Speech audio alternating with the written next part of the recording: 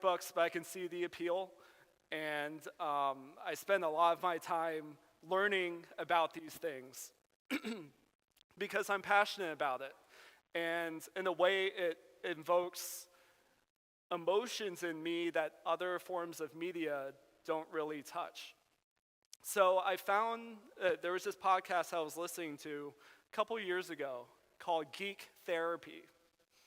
And that intrigues me because I'm a geek and I'm a therapist. So let me take a look at this podcast. And they would talk about whatever is in media recently, how we can apply it to people in our therapy sessions. And it was just it fed me in a way that things typically don't. So they then turned it into its own modality. They call it geek therapy. And the premise of this therapy is using things that people are passionate about to increase awareness about themselves. Now I'm thinking, yeah, why am I bringing this up in a Bible class? And I'm going to eventually connect these things, so stay with me. So typically these things that people are passionate about include TV shows, movies, video games, books, mainly anything that has characters that people can relate to. So these characters are placed in situations that some of us have been in, and we can see ourselves in the situations. A large part of geek therapy is practicing reflection on the reactions that we have to these characters or to these situations. So if I watch a certain TV show and there's a character, I guess something I went through was I had a parent die, and I've gone through the grief of that process. If I ever see a TV show where they have a parent die, I really feel that. I get emotional, I cry, I feel things because they're going through something I went through too. But what's important is the reflection. So if I have a reaction to a movie scene,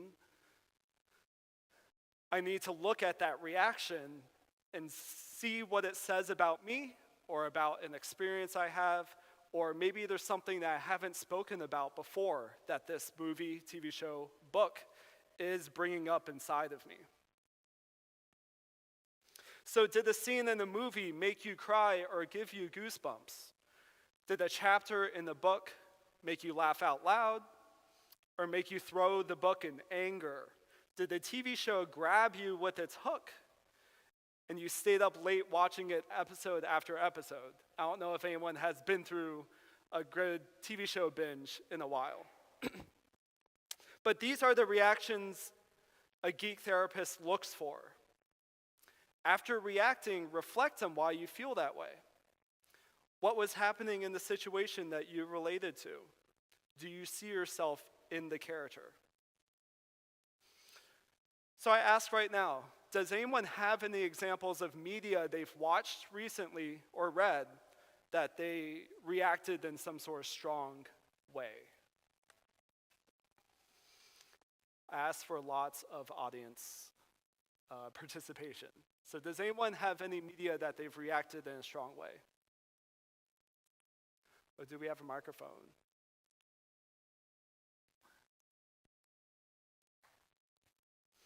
So think about that. Think about the things that you have watched recently. I know Lyle brought up this morning, many things in social media invoke emotion, and some of it is created in such a way to invoke emotion. So there's a lot of that stuff out there too. But when they invoke emotion inside of you, think about how or why it does that for you. Yes. I was watching the remarks of Erica Kirk that were incredibly moving to me, and it brought up emotion that I wasn't necessarily proud of. Right. I was incredibly angry, as much as I was hurt and hurting for her. Sure. Yeah. it's a very nuanced situation. But yeah, you heard Well, for the people. as they were leaving, and I don't think, in fact, I know they would not be object to me saying it. Carol and Tony Bryan, sit right over there.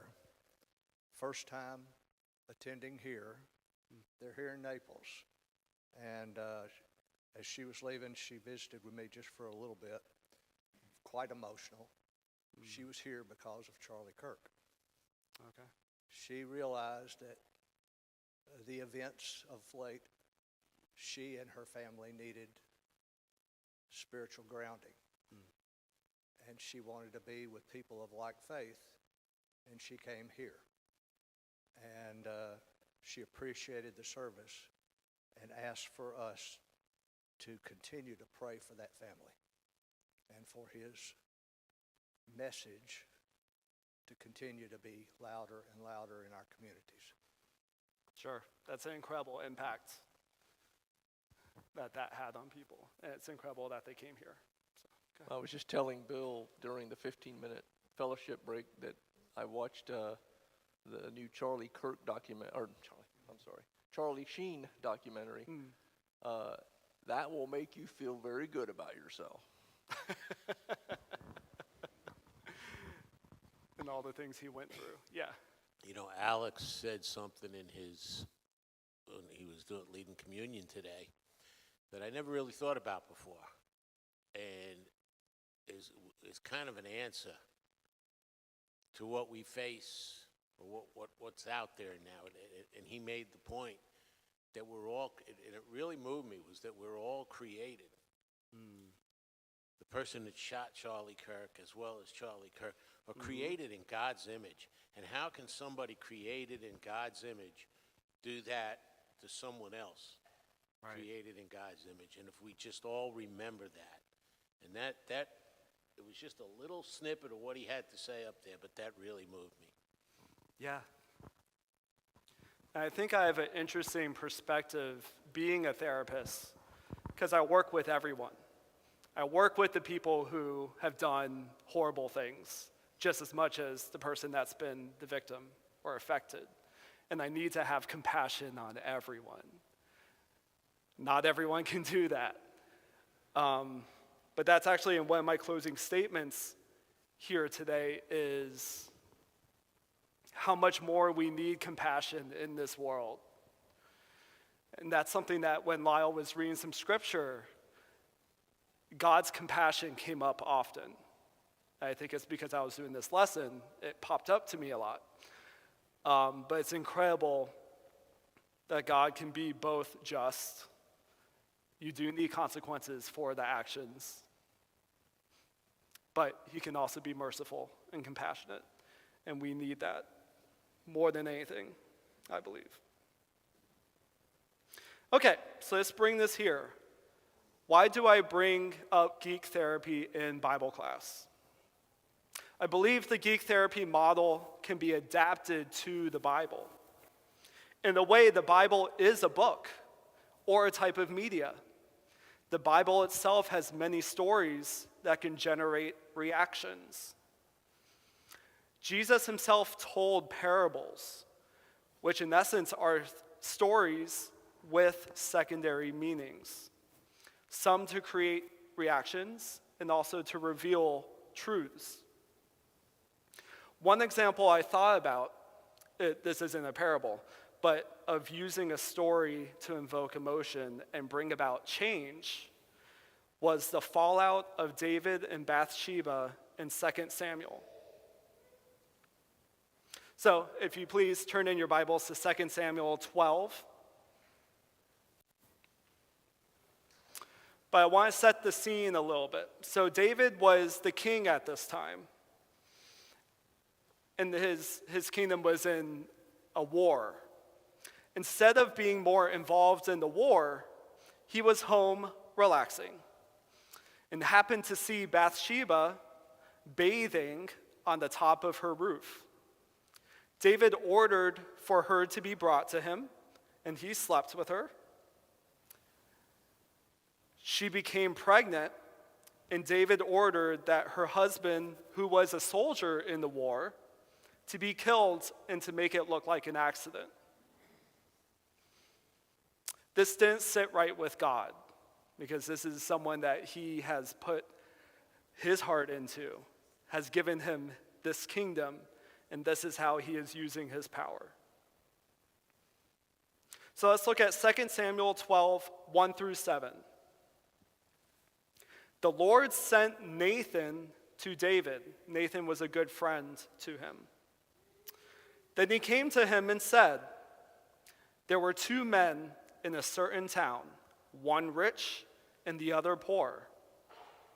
The rich man had a very large number of sheep and cattle, but the poor man had nothing except one ewe lamb that he had bought. He raised it, and it grew up with him and his children. It shared his food, drank from his cup, and even slept in his arms. It was like a daughter to him. Now a traveler came to the rich man, but the rich man refrained from taking one of his own sheep or cattle to prepare a meal for the traveler who had come to him. Instead, he took the ewe lamb that belonged to the poor man and prepared it for one who had come to him. David burned with anger against the man and said to Nathan, 'As surely as the Lord lives, the man who did this must die. He must pay for the lamb 4 times over, because he did such a thing and had no pity.'" This is a switch up. Then Nathan said to David, "You are the man." Nathan then explains what's God's will to do to David because of his sin. David exclaims he has sinned against the Lord, and he was immediately forgiven, but still suffers the consequences with the death of his son that was born from Bathsheba. So in this story, Nathan skillfully uses a story to elicit a reaction from David. David burns with anger and passion against the person in the story, but did not have the skills to see himself in the story. We always want to see ourselves as the hero of the narrative, but we rarely reflect on how we could be the villain. So does this story stir up any emotion in you? Has this ever happened to you where you may have done something wrong to someone and maybe you didn't really see it until later? Someone told you. Has this ever happened to you? Yeah? Do you want to talk about it? That's a hard thing. Yeah, that's what I would say too, is probably everyone here at one time or another can look back at our life and see where we did boneheaded decisions. Oh, yeah. But you know what you mentioned about Uriah and this army, wasn't like he never really knew the guy and just did something. This guy slept on his door, on his steep there. Right.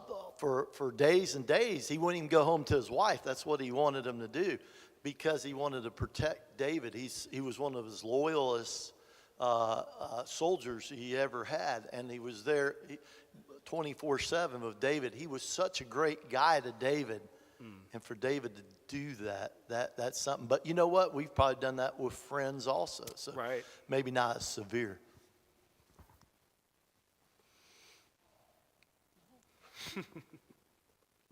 Yeah, it's important to, when you read that story, think about your own reactions to it. Okay, so another story that has always had a reaction from me is the woman caught in the act of adultery. When I speak about this, I want you to think about certain stories in the Bible or biblical media that have led to reactions for you. Also, take the time to reflect on why you had those reactions, because I'm going to ask for them later. So think about it now. Because it's not just the Bible. We can talk about the Bible stories, of course. But you can also think about the media that you've been taking in. I think recently there was an animated movie called King of Kings that I actually watched with my daughters, which showed the story of Jesus through the eyes of a child. And it was actually like Charles Dickinson's child.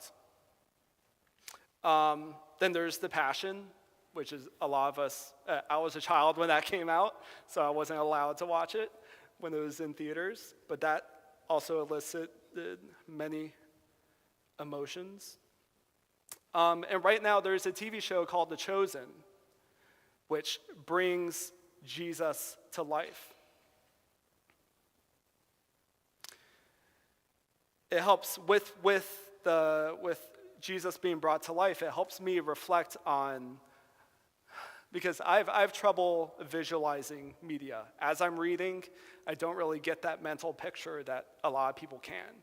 And so it's really nice to have it out on screen so that it helps me with visualizing what that looked like back in the day. Okay, let's bring it back to the woman caught in the act of adultery. This is in John 8, 1 through 11. I'm going to start in verse 2. Early in the morning, he came again to the temple, him being Jesus.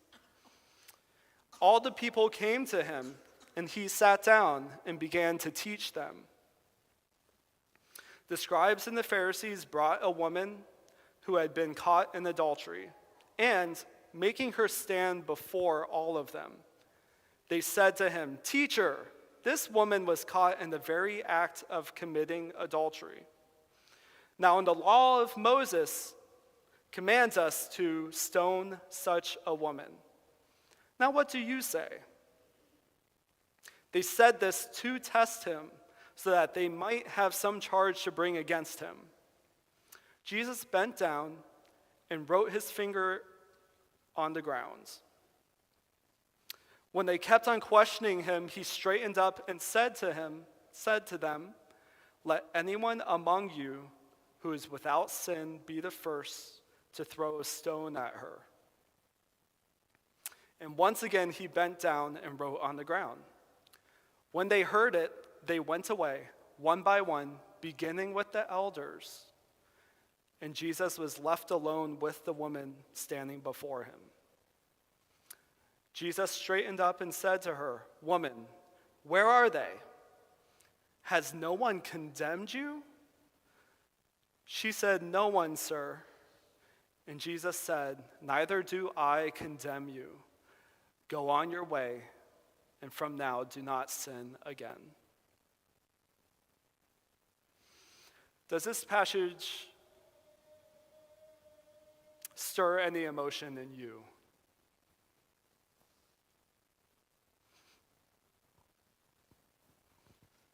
What are some emotions you feel like you could get from this passage?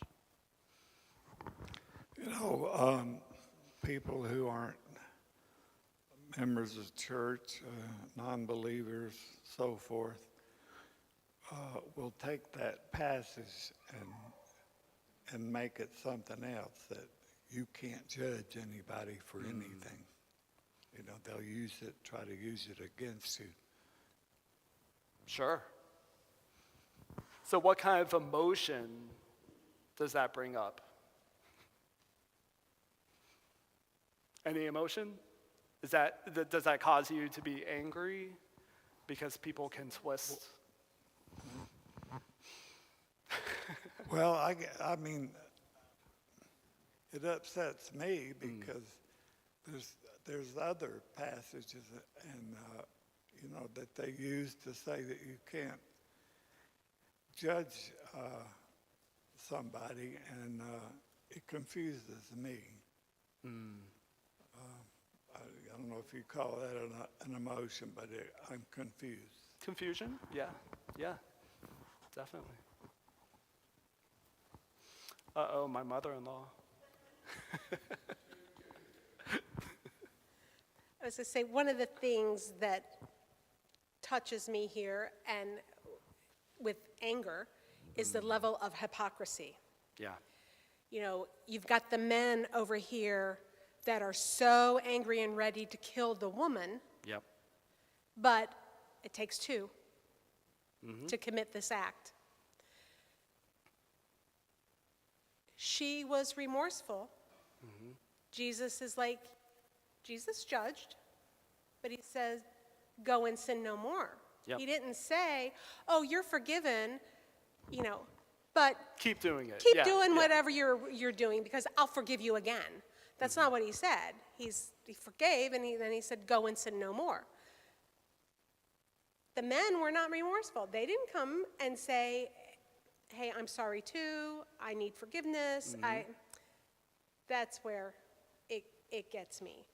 And, you know, and not that we need to judge full of hypocrisy. I mean, in our world today, as we see things that are going on, of course, if it's something that we don't believe in or that we disagree with or that is a blatant sin, yes, we are going to judge that. Right. You know, but do we judge it with hatred?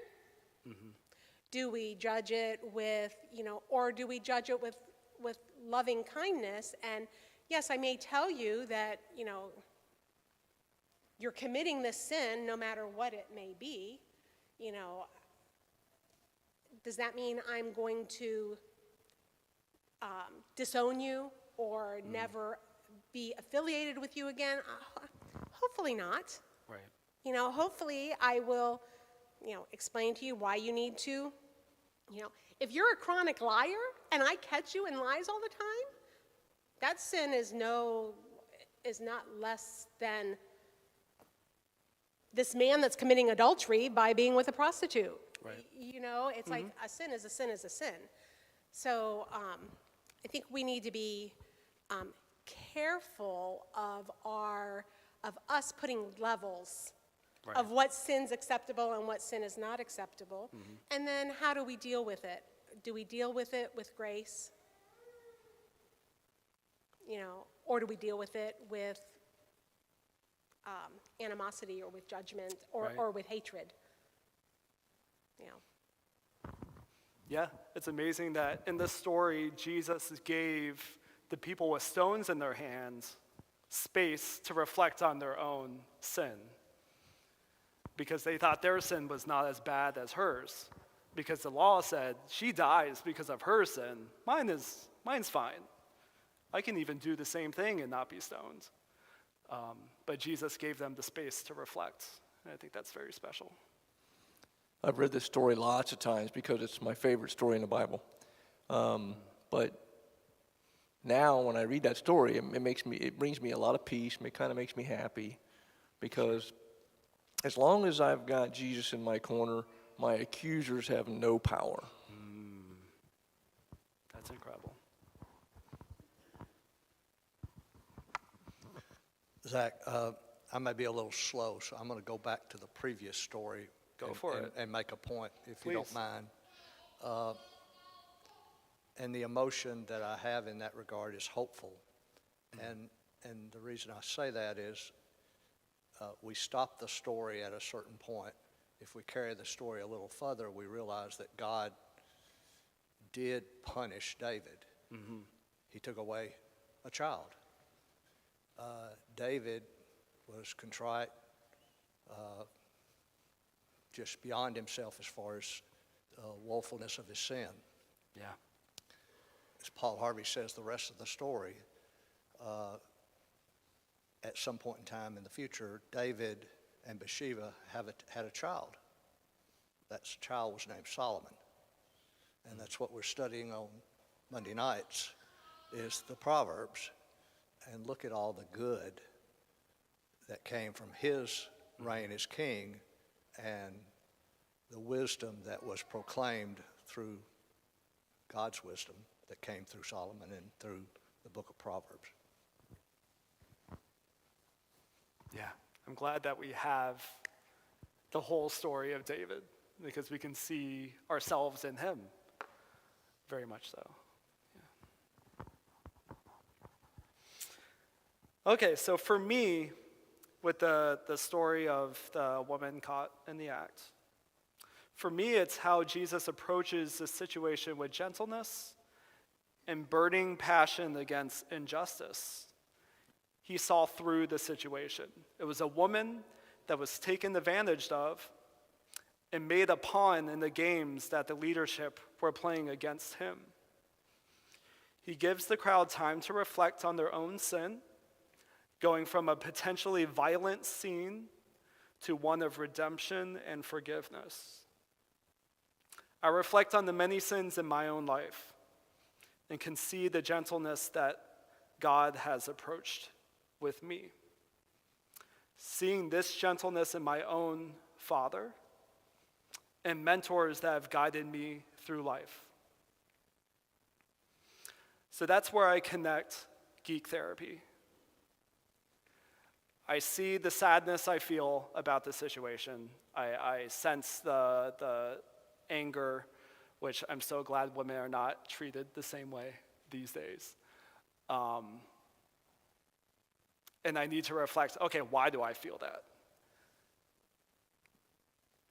And I see it, again, in my father, in the mentors, and in my own sense of social justice. Okay, so what are some other stories that you have from scriptures, from other media, that are biblical media, that stirs emotions for you? I really want to hear from you, because that can allow me to discover new stories that I've probably, or old stories that I've read many, many times, but maybe never connected emotion to it.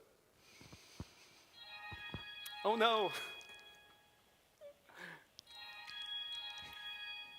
Great point. I want to go back to that story because Go as for I was it. thinking about it, I agree with Scott. John 8 is probably one of my favorite interactions of Jesus recorded in any of the Gospels. Mm-hmm. And for me, it solicits three emotions, which is why I think I like it so much. One, it elicits anger in the fact that those who consider themselves the most religious and the most right use that to justify mistreating anybody who was not as religious or as right as they are. Mm-hmm. It's a sense of incredible hope because I appreciate the fact that Jesus was always grace before he was truth. The other emotion I have is fear. Is fear that, is it possible for me, us, to be like the Pharisees, more concerned about being right and just, which then justifies us mistreating somebody who is not as right or correct as we are, and fear that sometimes I get truth before grace and completely undo what Jesus does. Yeah. I love all these men connecting with their emotions. It's good. It's also hopeful. Let's forget Miss Nora.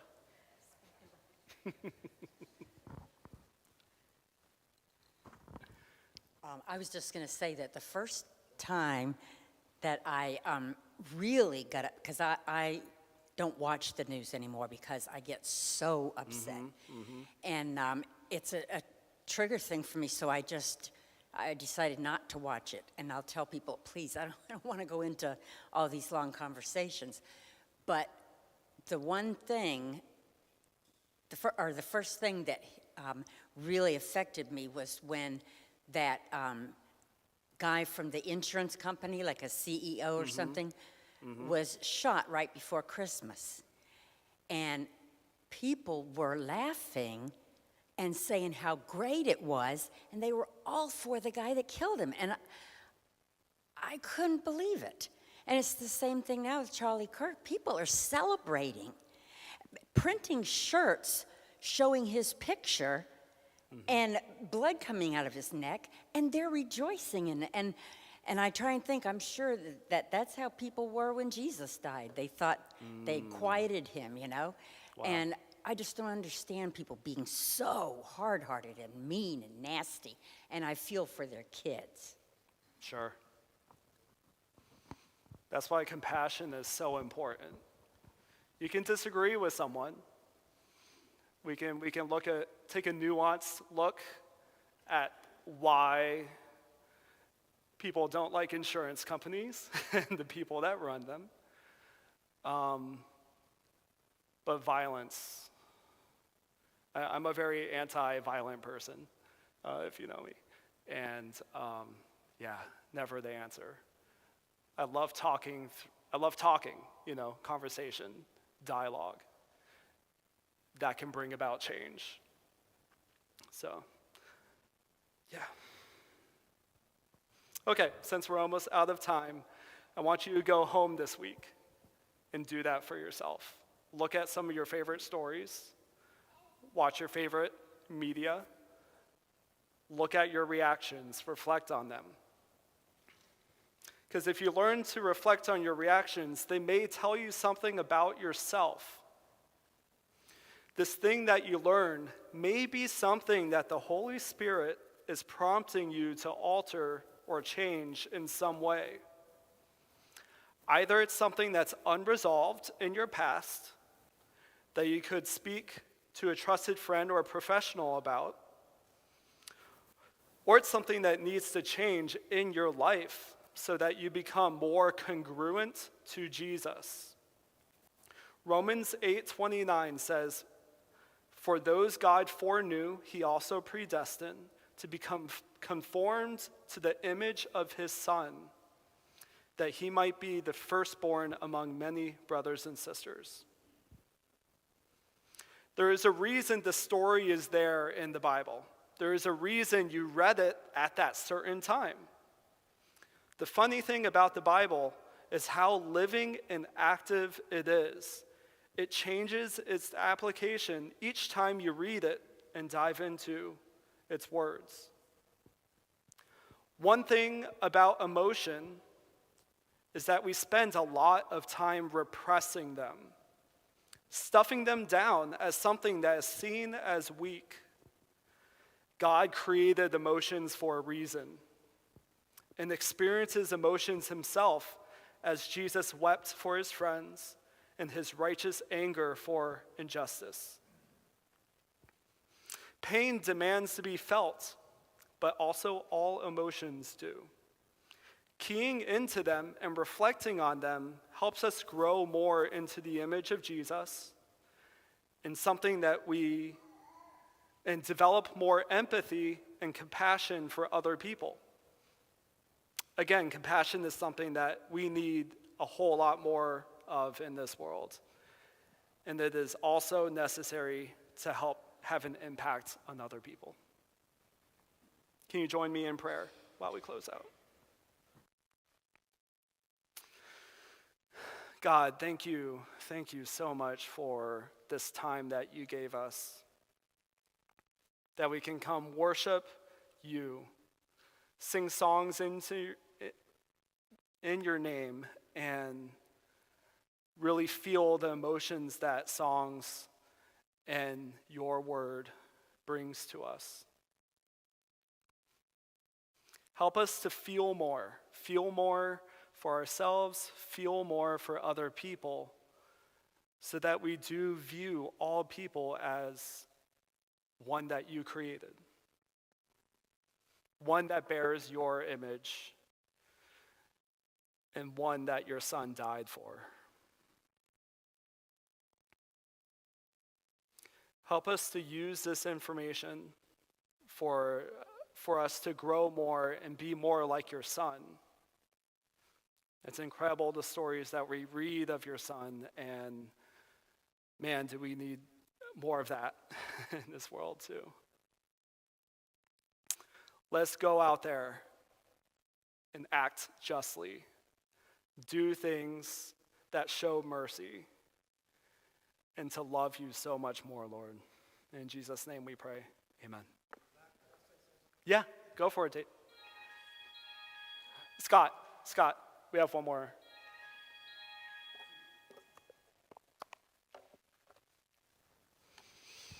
You know, I'm having a rough time with this week.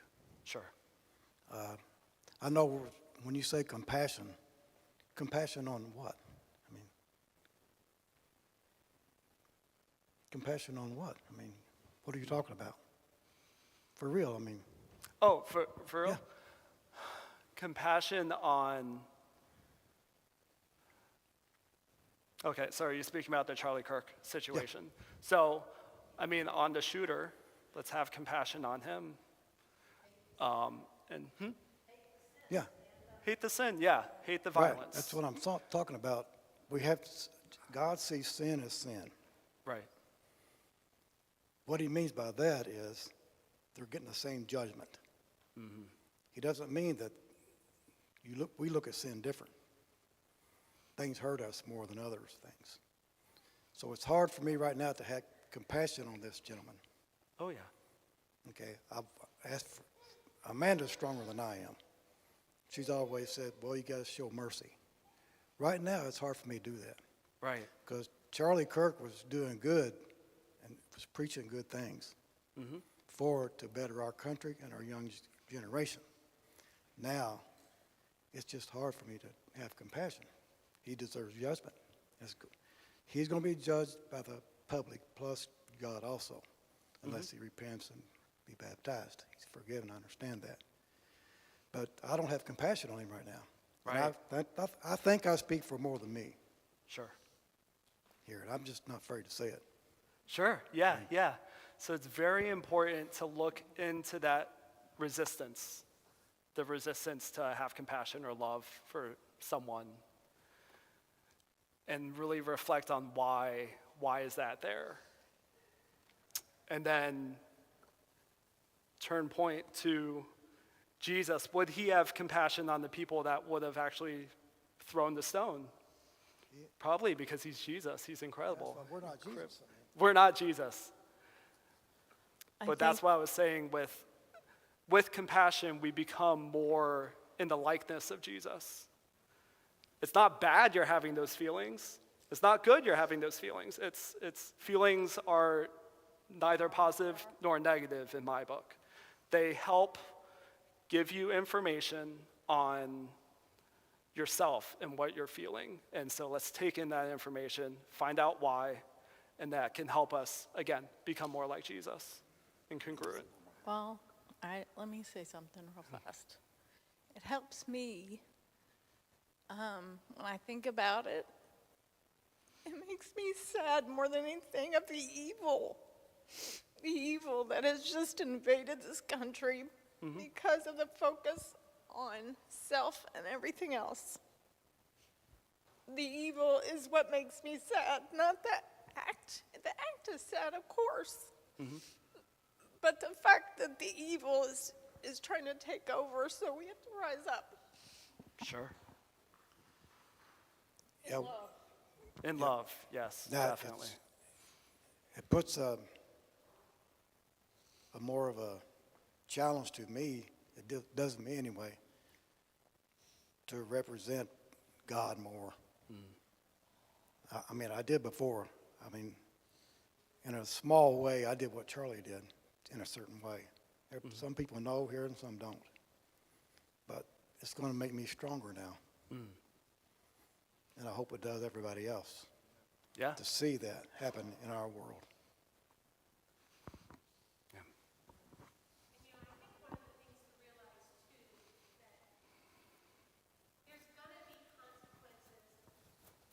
Boy's actions, Yeah, this young man's actions. there needs to be. Yeah. And just because there's going to be consequences all over, but there's going to be consequences from the laws of this land, which will most likely be the death penalty. Whether or not you agree with the death penalty or not, doesn't matter. The laws of that state the death penalty is in place. Those are the consequences of his actions. Can I have compassion on him? Can I feel sad for him? Something has gone terribly wrong in his life that brought him to this point. But just like David lost a child How extreme is that consequence? On an innocent child that did no wrong, Exactly. you know, but there was still that consequence. There's going to be this consequence for him, and am I wrong if I hope that it's the death penalty and not life in prison? I don't know. Right. I don't know, you know, but I can still feel compassion and be incredibly sad for this young man. More importantly, I can be incredibly sad for his family. You know, in this specific case, they seem like a good family. Right. We don't know. We don't know what happens behind closed doors. We may never know. But we can still, you know, I'm very sad for that mom and dad and the choice that they've had to make by turning their son in. Yeah. I'm even more sad for Erica, when she had to explain to her 3-year-old why daddy's not coming home. And I sat there bawling as I thought of that. And I thought about the first bedtime, putting those children to bed. That doesn't mean I'm cold-hearted toward Tyler. You know, it's just a sad situation all around. Exactly. But we also need to step up. Even granted, Charlie was stepping up. Boy, was he stepping up. But he was not full of hatred. Even if he disagreed with the debater that would come up to him, he was never full of hate. Whatever went wrong in this man's life that caused him to deal with it hatefully, we don't know. But now he needs to pay the consequence. And it's not wrong for us to hope for a consequence. Right. It's tough. It's tough. David did not Yeah. stay there. Oh, yeah. He mourned the loss, repented to turn back to God. And we need to remember this young man does not have to stay there either. Yep. And we need to pray that someone touches him. Yeah. You know, I know we need to go, but one more thing and I'll shut up. If you go on, I hate to encourage anybody at all to go on social media. I try to stay off of it. But if you go on there and research the background of this fella, you'll see why. Just when you go home, get online and search the background of this guy, and you'll see what encouraged him to do that. Sure. But yeah, I always have the hope that people can change. Anyone can change. We have many stories in this world that God has changed them, and that's really the only one that can. So we can only hope. Just a couple of observations that I made, and I've been thinking about this for quite a while. You know, why is this hatred, this strong words of violence going on in the government and also in our population? And I thought to myself, what is it? Why? And I came to two conclusions. One is they hate America, without a question. And more importantly, they hate God. And they don't come out where it's obvious that that's what they're saying. It's kind of it's hidden. But it's a terrible thing, and my hope and prayer is that this is a wake-up call to bring God back into the church, the family. Sure. And the importance of kindness. If you want to speak like Charlie did, he engaged in conversations, and you can have differences of opinions, and I'll just leave it like that and respect somebody else's ideas. They're going to be different. They're not going to change. Right. So, anyway, thank you. Yeah, it's something on social media you're not going to change minds on social media. Be very careful what you say and what the intention is too. Go ahead. I really have no business for this microphone, but I have it in my hand, so I'm going to use it. We never know why things like this happen and why Charlie was assassinated. Whether you're right or left, it doesn't matter. But he was. But I just have a feeling. I've never seen so much hope come out of the last few days of a tragedy like this. I've never seen that kind of hope. And it tells me that the Lord is showing us that there is a sign. And I have goosebumps thinking about it. I mean, for 32,000 college campuses over the past 2 days to call upon Turning Point, 32,000 requests. I mean, that's a movement. Sure. And if we take that and we're fueled by that, it's incredibly powerful. Not that Charlie deserved to die, he did not. But there's blessings that I see already. Yeah.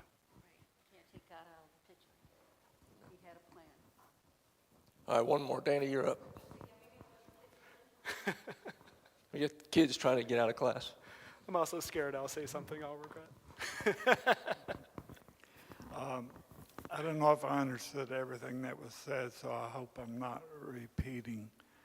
The only compassion I can feel for this man and the others that have done what he has done, murdering people, is compassion toward him, because he either didn't know Jesus or he did know and he left Jesus. And I hope and I pray, whether he gets the death penalty or what, that before he dies, that he finds God. Thank you. Thanks, everybody.